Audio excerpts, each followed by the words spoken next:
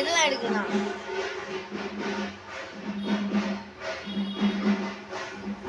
அப்படியே இதை முடிச்சு மம்மி என்ன வேலை சொல்லுவாங்க.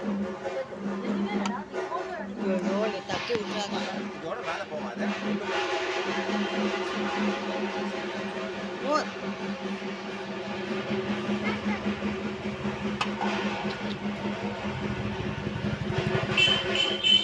அனுப்புங்க.